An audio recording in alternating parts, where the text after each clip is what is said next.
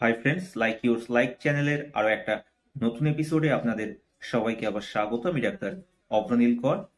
আজকের এই এপিসোডে আমি আলোচনা করব এই মুহূর্তের সর্দি কাশির সমস্যা নিয়ে। ক্লিনিকে এরকম অনেক পেশেন্ট আসছেন, দীর্ঘদিনের সর্দি কাশি কিছুতেই কমছে না।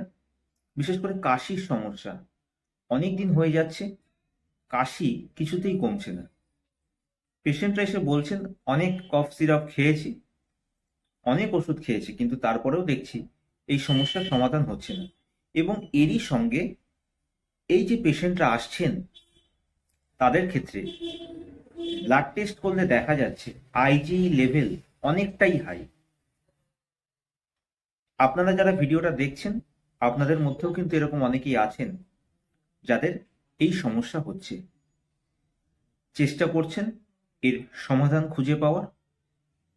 তো আজকে বলবো, যদি এরকম দীর্ঘদিনের কাশির সমস্যা হয়ে থাকে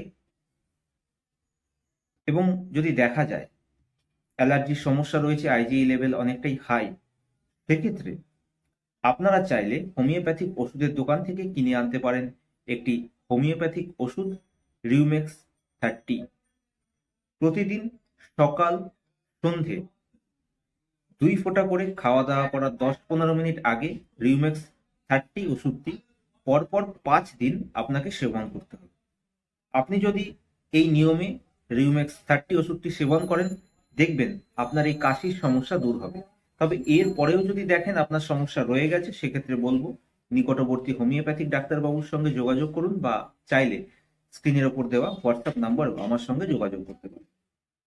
তো আজকে আমি আপনাদের সঙ্গে আলোচনা করলাম, যদি দীর্ঘদিন ধরে কাশির সমস্যা হয়ে থাকে, আইজিই লেভেল হাই থাকে, সেক্ষেত্রে কিভাবে সেই সমস্যা থেকে মুক্তি পাবেন সেই বিষয়ে। আজকের এপিসোডটি যদি আপনাদের ভালো লেগে থাকে তাহলে আপনারা অবশ্যই ভিডিওটিকে লাইক করুন, শেয়ার করুন, আমার চ্যানেলটিকে অবশ্যই সাবস্ক্রাইব করুন এবং নোটিফিকেশন আইকনটিকে প্রেস করুন। আপনারা সবাই সুস্থ থাকুন, ভালো থাকুন।